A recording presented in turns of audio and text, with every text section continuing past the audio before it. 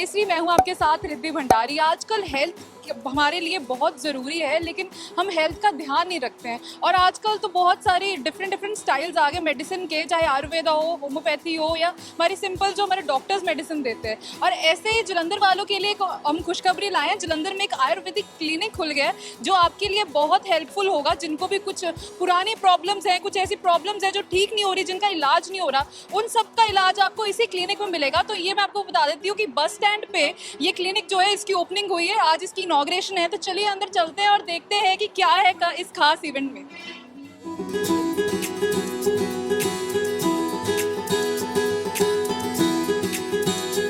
तो हमारे साथ इस क्लिनिक के ओनर भी जुड़ चुके हैं, उनसे बात करते हैं और जानते हैं कि आज क्या खास है। सर पहले तो बहुत बहुत स्वागत है ਸਤਿ ਸ਼੍ਰੀ ਅਕਾਲ ਜੀ। ਮੈਂ ਵੈਦ ਸੁਖਜਿੰਦਰ ਸਿੰਘ ਯੋਗੀ ਸਪੁੱਤਰ ਖਾਨਦਾਨੀ ਵੈਦ ਹਰਭਜਨ ਸਿੰਘ ਯੋਗੀ, ਅਸੀਂ 4 ਪੀੜ੍ਹੀਆਂ ਤੋਂ ਆਯੁਰਵੇਦ ਵਿੱਚ ਰਾਹੀਂ ਸੇਵਾ ਦੇ ਰਹੇ ਹਾਂ ਅਲੱਗ-ਅਲੱਗ ਸਮੱਸਿਆਵਾਂ ਦੇ ਵਿੱਚ, ਹੈਲਥ ਪ੍ਰੋਬਲਮਸ ਦੇ ਵਿੱਚ। ਤੇ ਅੱਜ ਅਸੀਂ ਜਿਹੜਾ ਹੈ ਜਲੰਧਰ ਕਲੀਨਿਕ ਤੇ ਪੰਚਕਰਮਾ ਜਿਹੜਾ ਸੈਂਟਰ ਹੈ ਉਹਦਾ ਅਸੀਂ ਉਦਘਾਟਨ ਕੀਤਾ ਹੈ, ਜਿਸ ਦੇ ਵਿੱਚ ਸਿੰਘ ਸਾਹਿਬ ਗਿਆਨੀ ਰਘਬੀਰ ਸਿੰਘ ਜਥੇਦਾਰ ਜਿਹੜੇ ਅਕਾਲ ਤਖਤ ਸਾਹਿਬ ਨੇ, ਉਹਨਾਂ ਨੇ ਚਰਨ ਪਾਏ ਤੇ ਅਸੀਂ ਬਹੁਤ ਸੁਭਾਗ ਮਹਿਸੂਸ ਕਰ ਰਹੇ ਹਾਂ, ਖੁਸ਼ੀ ਤੇ ਮਾਣ ਮਹਿਸੂਸ ਕਰਦੇ ਹਾਂ ਕਿ ਸਾਨੂੰ ਜਿਹੜਾ ਆਸ਼ੀਰਵਾਦ ਉਹਨਾਂ ਵੱਲੋਂ ਮਿਲਿਆ। ਤੇ ਅਸੀਂ ਹੁਣ ਵੱਧ ਤੋਂ ਵੱਧ ਹੋਰ ਵੀ ਜਿੰਨੀ ਸੇਵਾਵਾਂ ਨੇ ਆਯੁਰਵੇਦ ਰਾਹੀਂ ਹੋਰ ਵੀ ਮਰੀਜ਼ਾਂ ਨੂੰ ਜਲਦ ਤੋਂ ਜਲਦ ਠੀਕ ਕਰਨ ਦਾ ਪ੍ਰਯਾਸ ਹੈ ਪੰਚਕਰਮਾ ਟ੍ਰੀਟਮੈਂਟਸ ਰਾਹੀਂ ਅਸੀਂ ਲਿਆਏ ਹਾਂ, ਜਿਹਦੇ ਨਾਲ ਕਿ ਕ੍ਰੋਨਿਕ ਤੋਂ ਕ੍ਰੋਨਿਕ ਪ੍ਰੋਬਲਮਸ ਨੂੰ ਵੀ ਅਸੀਂ ਫਾਸਟ ट्रैक ਤੇ जल्दी आयुर्वेद राਹੀਂ ठीक कर सकांगे।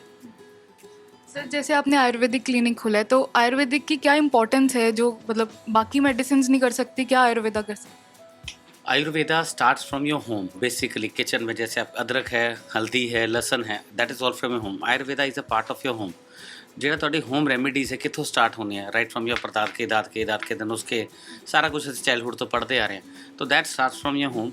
ਸੋ ਆਯੁਰਵੇਦਾ ਕਲੀਨਿਕ ਤਾਂ ਸਾਡਾ ਆਲਰੇਡੀ ਮੋਰ ਦੈਨ ਇੱਥੇ 50 ਇਅਰਸ ਤੋਂ ਸੀ, but we have started with a Panchakarma. ਅਸੀਂ ਉਹਨੂੰ ਨਵਾਂ ਇੱਕ ਅਪਗ੍ਰੇਡ ਕਰਤਾ ਹੈ, ਟੌਪ ਅਪ, ਜਿਹਦੇ ਨਾਲ ਕਿ ਕ੍ਰੋਨਿਕ ਪੇਸ਼ੈਂਟਸ ਨੇ ਜਿਹੜੇ ਰਿਲੇਟਿਡ ਟੂ ਜੁਆਇੰਟਸ ਪੇਨ ਹੋ ਗਿਆ, ਸਰਵਾਈਕਲ ਹੋ ਗਿਆ, ਅੱਜ ਦੀ ਲਾਈਫ ਸਟਾਈਲ ਮੋਡੀਫਿਕੇਸ਼ਨ ਪ੍ਰੋਬਲਮਸ ਨੇ, ਰਿਲੇਟਿਡ ਟੂ ਡਾਇਬਟੀਜ਼ ਹੈ, ਥਾਇਰਾਇਡ ਹੈ, ਬਹੁਤ ਸਪੀਡ ਨਾਲ ਵਧ ਰਿਹਾ। ਅਸੀਂ ਇੰਡੀਆ ਦੇ ਵਿੱਚ ਜਿਹੜਾ ਅਸੀਂ ਟੌਪ 'ਤੇ ਲੈ ਕੇ ਚੱਲੇ, ਤੇ ਇੰਡੀਆ ਇਜ਼ ਅ ਟੌਪੈਸਟ ਕੰਟਰੀ ਜਿਹੜਾ ਡਾਇਬਟੀਜ਼ ਦੇ ਵਿੱਚ ਆ ਰਿਹਾ।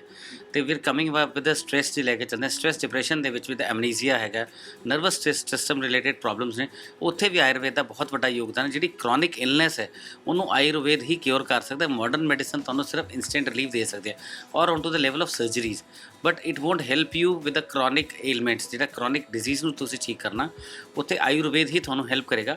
ਜਿਹਦੀ ਕਿ ਅਸੀਂ ਜਿਹੜੀ ਪ੍ਰੋਡਕਸ਼ਨ ਕੁਆਲਿਟੀ ਹੈ ਉਹ ਮੇਰੇ ਵਾਈਫ ਨੇ, better half doctor ਇਕਨੀਤ Kaur ji, ਉਹ ਦੇਖਦੇ ਨੇ ਸਾਰਾ, ਤੇ ਪ੍ਰੋਡਕਸ਼ਨ ਇਹ ਦੇਖਦੇ ਨੇ, ਤੇ ਕਲੀਨਿਕਸ ਅਸੀਂ ਮੈਨੇਜਮੈਂਟ ਜਿਹੜਾ ਹੈ ਮਿਲ ਕੇ ਚਲਾਉਂਦੇ ਹਾਂ। ਸਾਡੇ ਕਲੀਨਿਕ ਦੇ ਟੀਮ ਡਾਕਟਰਸ ਨੇ, ਜਲੰਧਰ ਤੋਂ ਡਾਕਟਰ ਰਾਜਕੁਮਾਰ ਜੀ ਦੇਖਦੇ ਨੇ, ਲੁਧਿਆਣੇ ਡਾਕਟਰ ਯਸ਼ ਨੇ, ਪਟਿਆਲਾ ਸਾਡੇ ਡਾਕਟਰ ਨਵਦੀਪ ਸਿੰਘ ਜੀ ਨੇ, ਤੇ ਚੰਡੀਗੜ੍ਹ ਸਾਡੇ ਅਦਰ ਡਾਕਟਰਸ ਨੇ, ਡਾਕਟਰ ਆਸ਼ੀਸ਼ ਤੇ ਹੋਰ ਡਾਕਟਰਸ ਨੇ।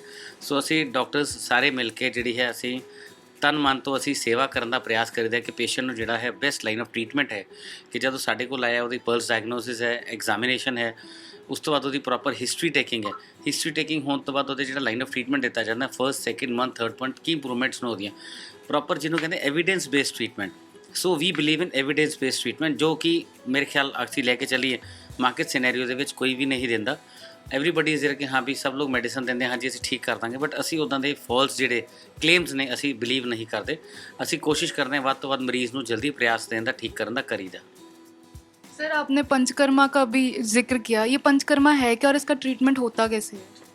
पंचकर्मा बेसिकली आयुर्वेद में 5 कर्म होते हैं: वमन, विरेचन, स्नेहन, स्वेदन, वमन, विरेचन, स्थापन, वस्ती कर्म। इसमें क्या है कि जो पेशेंट की अलग अलग प्रॉब्लम है, उधरगत जो रोग हैं, अपर रेस्पिरेटरी ट्रैक है, उसमें आता है वमन वगैरह कराया जाता है। जिनको रिलेटेड टू पेट से रिलेटेड प्रॉब्लम, कॉन्स्टिपेशन वगैरह, जिसको अनीमा जिसको कहते हैं, विरेचन दिया जाता है। देन इज स्नेहन, स्वेदन, ऑयलिंग करना बॉडी को, स्वेदन मीन स्टीम देना, पोर्स खुल जाते हैं, जॉइंट्स खुल जाते हैं। देन इज वस्ती कर्म होते हैं, और shirodhara is a part of treatment. जिन्होंने रिलेटेड टू स्ट्रेस से रिलेटेड प्रॉब्लम ने, सर्वाइकल ਦੇ रिलेटेड प्रॉब्लम ने, जिदा सारे ਦੀ लाइफ स्टाइल प्रॉब्लम्स है कि सारा दिन सिटिंग है, एक्सरसाइज नहीं है, वर्कआउट नहीं है, ਤੇ ਸਾਡੇ ਜੁਆਇੰਟ ਸਟਿਫ ਹੋ ਜਾਂਦੇ ਆ। ਤੇ ਜਿਹੜੀ ਸਾਡੀ ਸਿਟਿੰਗ ਪੋਸਚਰ ਦੇ ਕਰਕੇ ਸਾਨੂੰ ਬੈਕ ਦੀਆਂ ਪ੍ਰੋਬਲਮਸ ਨੇ, ਲੋਅਰ ਬੈਕ ਏਕ ਹੋ ਗਿਆ, ਸਰਵਾਈਕਲ ਦੇ ਰਿਲੇਟਿਡ ਪ੍ਰੋਬਲਮਸ ਹੈ, ਇਹ ਪ੍ਰੋਬਲਮਸ ਬਹੁਤ ਜ਼ਿਆਦਾ ਲੋਕਾਂ ਦੇ ਵਿੱਚ ਵਧ ਰਹੀ। ਆਈ ਸਾਈਟ ਵਿਜ਼ਨ ਦੀ ਪ੍ਰੋਬਲਮ ਹੈ, ਅਸੀਂ ਲੇਟ ਨਾਈਟ ਸੌਂਦੇ ਹੈ, ਉੱਠਣਾ ਵੀ ਲੇਟ ਨਾਈਟ ਹੈ, ਡਿਨਰ ਦੀ ਸਾਡੀ ਕੋਈ ਲਾਈਫ ਸਟਾਈਲ ਦੀ ਸਟੇਬਿਲਿਟੀ ਨਹੀਂ ਹੈ। ਸੋ ਜੋ ਮੈਂ ਕਹਿੰਦਾ ਕਿ ਸਿਆਣੇ ਬਜ਼ੁਰਗ ਕਹਿੰਦੇ ਮੱਥਾ ਠੰਡਾ, ਪੇਟ ਨਰਮ ਤੇ ਪੈਰ ਗਰਮ। ਉਹ ਪੇਟ ਤਦ ਨਰਮ ਹੋਣਾ ਜੇ ਤੁਸੀਂ ਆਪਣਾ ਅੰਨ ਟਾਈਮ ਸਿਰ ਸ਼ਾਮੀ 6-7 ਵਜੇ ਤੱਕ ਖਾ ਲਿਆ। ਇਹ ਨਹੀਂ ਕਿ ਰਾਤੀ ਤੁਸੀਂ 9:30 ਵਜੇ ਖਾ ਰਹੇ, ਉਹਨੂੰ ਪਚਣ ਨੂੰ ਅਗਲੇ 7 ਤੋਂ 8 ਘੰਟੇ ਲੱਗਦੇ ਆ।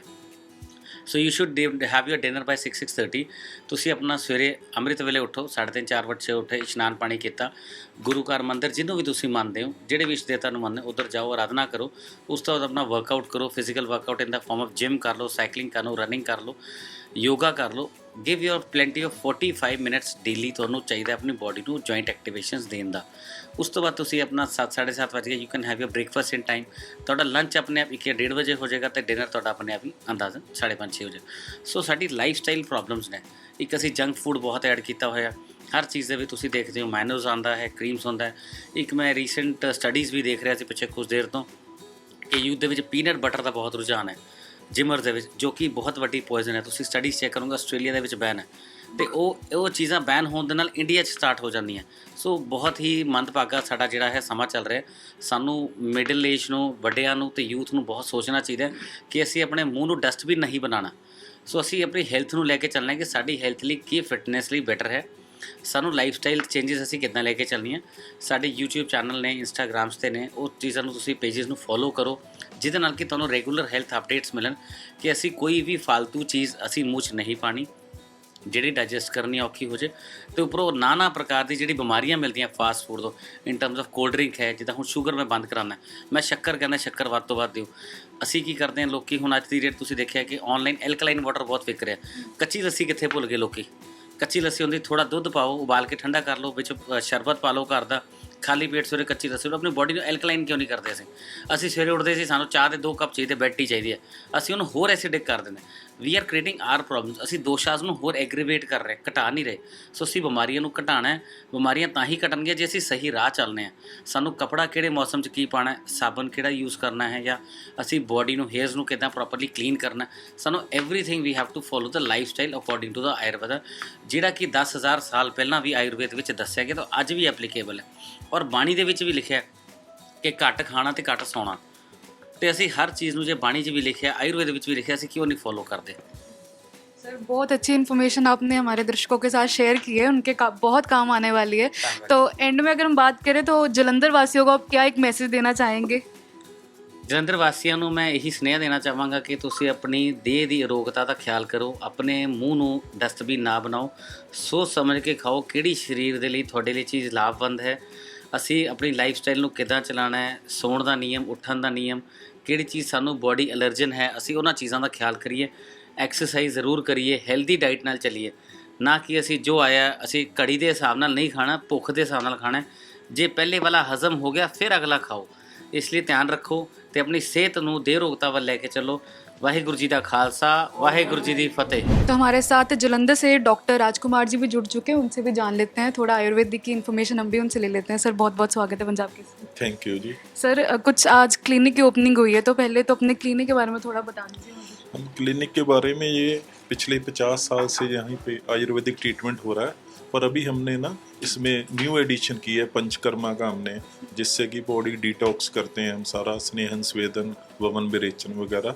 उससे पेशेंट जो क्रोनिक पेशेंट है ना, उनको काफ़ी लाभ मिलने वाला है इसमें। तो यही हमने एडिशन की है इसमें। तो बाकी जो है ना, पेशेंट आएँ और लाभ उठाएं इसका, ये सेवाएं।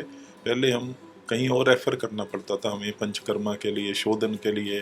लोगों को आजकल टेंशन काफ़ी रहती है, उनको शिरोधारा जो है ना एक पर्टिकुलर ट्रीटमेंट होता है जिससे उनका स्ट्रेस वगैरह दूर होता है।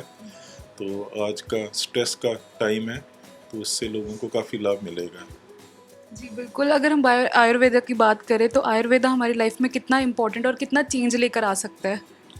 एक्चुअली हमारा शरीर जो है ना आयुर्वेद के हिसाब से ही बना है, हमने उसको ख़राब कर लिया, उचित खान पान नहीं करते, ये जंक फूड वगैरह खाते हैं। इससे हमारी ना बॉडी जो एक देर से सोना, देर से उठना, ये आदतें जो है ना, इसी कारण हमारी जो सेहत है ना दिन ब दिन ख़राब होती जा रही है। बीमारियों से आजकल शुगर, बीपी वगैरह आम ही हो गई है जिसको देखो, और हार्ट की प्रॉब्लम, यंग जनरेशन ज़्यादा इसमें इन्वॉल्व हो रही है। लिवर में जो है सिरोसिस ऑफ लिवर और फैटी लिवर तो आम ही, जिसकी भी स्कैनिंग कराएं तो फैटी लिवर तो सभी के निकल आता है।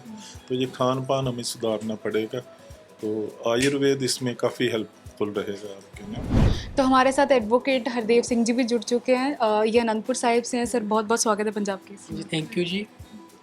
मैं हरदेव सिंह ਡਾਕਟਰ ਹਰਭਜਨ ਸਿੰਘ ਜੋਗੀ ਜਿਹੜੇ ਕਿਸੇ ਜਾਣਕਾਰੀ ਦੇ ਮੁਹਤਾਜ ਨਹੀਂ, ਬਹੁਤ ਵੱਡੀ ਸ਼ਖਸੀਅਤ ਸਨ ਕਿਉਂਕਿ ਉਹਨਾਂ ਨੇ ਆਯੁਰਵੇਦਾ ਦੇ ਵਿੱਚ ਬਹੁਤ ਵੱਡਾ ਉਹਨਾਂ ਨੇ ਸਥਾਨ ਹਾਸਲ ਕੀਤਾ। ਆਯੁਰਵੇਦਾਂ ਦੇ ਨਾਲ ਬਹੁਤ ਸਾਰੇ ਮਰੀਜ਼ਾਂ ਨੂੰ ਜਿਹੜਾ ਆ ਬੈਨੀਫਿਟ ਮਿਲਿਆ, ਫਾਇਦਾ ਮਿਲਿਆ। ਉਹਨਾਂ ਤੋਂ ਬਾਅਦ ਉਹਨਾਂ ਦੇ ਸਪੁੱਤਰ ਡਾਕਟਰ ਸੁਖਜਿੰਦਰ ਸਿੰਘ ਜੋਗੀ ਜਿਨ੍ਹਾਂ ਨੇ ਆਯੁਰਵੇਦਾ ਦੇ ਵਿੱਚ ਬਹੁਤ ਵੱਡਾ ਨਾਮ ਕਮਾਇਆ, ਉਹਨਾਂ ਨੇ ਆਪਣੇ ਪਿਤਾ ਜੀ ਦੀਆਂ ਲੀਹਾਂ ਦੇ ਉੱਤੇ ਚੱਲਦੇ ਹੋਏ, ਜਿਵੇਂ ਪਹਿਲਾਂ ਚੰਡੀਗੜ੍ਹ 'ਚ ਸੇਵਾ ਕਰਦੇ ਸੀਗੇ, ਉਸੇ ਤਰ੍ਹਾਂ ਫਿਰ ਪਟਿਆਲਾ ਦੇ ਵਿੱਚ, ਲੁਧਿਆਣਾ ਦੇ ਵਿੱਚ, ਹੁਣ ਇੱਕ ਜਲੰਧਰ ਦੇ ਵਿੱਚ ਵੀ ਉਹਨਾਂ ਨੇ ਮਤਲਬ ਆਪਣੇ ਪਿਤਾ ਜੀ ਦੀਆਂ ਜਿਹੜੀਆਂ ਕੀਤੀਆਂ ਸੇਵਾਵਾਂ ਉਹਨਾਂ ਨੂੰ ਹੋਰ ਜ਼ਿਆਦਾ ਅੱਗੇ ਵਧਾਇਆ। ਉਹਦੀ ਲੜੀ ਦੇ ਤਹਿਤ ਅੱਜ ਜਲੰਧਰ ਦੇ ਵਿੱਚ ਉਹਨਾਂ ਨੇ ਪੰਚਕਰਮਾ ਸੈਂਟਰ ਜਿਹੜਾ ਆ ਉਹ ਖੋਲ੍ਹਿਆ। ਇਸ ਪੰਚਕਰਮਾ ਦਾ ਅੱਜ ਜਿਹੜਾ ਆ ਉਦਘਾਟਨ ਕਹਿ ਸਕਦੇ ਆਪਾਂ ਕੀਤਾ ਗਿਆ, ਜਿਹਦੇ ਵਿੱਚ ਪੰਥ ਦੀ ਬਹੁਤ ਮਹਾਨ ਸ਼ਖਸੀਅਤ ਸਿੰਘ ਸਾਹਿਬ ਗਿਆਨੀ ਰਘਵੀਰ ਸਿੰਘ ਜੀ, ਜਥੇਦਾਰ ਸ਼੍ਰੀ ਅਕਾਲ ਤਖਤ ਸਾਹਿਬ, ਉਹਨਾਂ ਨੇ ਆ ਕੇ ਆਸ਼ੀਰਵਾਦ ਵੀ ਦਿੱਤਾ। ਸੋ ਮੈਂ ਅਨੰਦਪੁਰ ਸਾਹਿਬ ਤੋਂ ਉਚੇਚੇ ਤੌਰ 'ਤੇ ਇਹਨਾਂ ਕੋਲ ਪਹੁੰਚਿਆ ਕਿਉਂਕਿ ਇਹਨਾਂ ਦੀਆਂ ਸੇਵਾਵਾਂ ਬਹੁਤ ਵੱਡੀਆਂ ਸੇਵਾਵਾਂ, ਜਿੱਥੇ ਗੁਰੂ ਘਰਾਂ ਦੀਆਂ ਸੇਵਾਵਾਂ ਵੀ ਕਰਦੇ ਨੇ, ਉੱਥੇ ਇਹ ਮਰੀਜ਼ਾਂ ਦੀਆਂ ਸੇਵਾਵਾਂ ਵੀ ਕਰਦੇ ਨੇ। ਸੋ ਮੈਂ ਆਪਣੇ ਵੱਲੋਂ ਅਤੇ ਆਪਣੇ ਪਰਿਵਾਰ ਵੱਲੋਂ ਸਿੰਘ ਸਾਹਿਬ ਗਿਆਨੀ ਤਰਲੋਚਨ ਸਿੰਘ ਜੀ ਸੱਚਖੰਡ ਵਾਸੀ, ਉਹਨਾਂ ਦੇ ਸਮੁੱਚੇ ਪਰਿਵਾਰ ਵੱਲੋਂ ਇਹਨਾਂ ਨੂੰ ਅੱਜ ਵਧਾਈ ਦੇਣ ਪਹੁੰਚਿਆ। ਸੋ ਮੈਂ ਫਿਰ ਸੰਗਤਾਂ ਨੂੰ ਵੀ ਬੇਨਤੀ ਕਰਾਂਗਾ, ਇੱਥੋਂ ਦੇ ਜਿੰਨੇ ਵੀ ਪੇਸ਼ੈਂਟ ਹੈ, ਜਿਨ੍ਹਾਂ ਨੂੰ ਕੋਈ ਪ੍ਰੋਬਲਮ ਹੈ, ਉਹ ਜ਼ਰੂਰ ਮਤਲਬ ਜਲੰਧਰ ਦੇ ਵਾਸੀ ਖਾਸ ਕਰਕੇ ਇਸ ਜਿਹੜਾ ਪੰਚਕਰਮਾ ਸੈਂटर ਦਾ ਉਹ ਲਾਹਾ ਲੈਣ। ਵਾਹਿਗੁਰੂ ਜੀ ਕਾ ਖਾਲਸਾ, वाहिगुरु जी की फतेह। तो हमने आपको पूरे क्लिनिक की सैर करवाई और आई होप आपको ये वीडियो पसंद आई होगी। और अगर आपको भी कोई प्रॉब्लम है और आप चाहते हैं कि उसका सिंपल सा सॉल्यूशन मिल जाए तो आप यहाँ पर एक बार ज़रूर विजिट करिएगा। कैमरामैन रिंकू के साथ मैं रिद्धि भंडारी, पंजाब केसरी, जलंधर।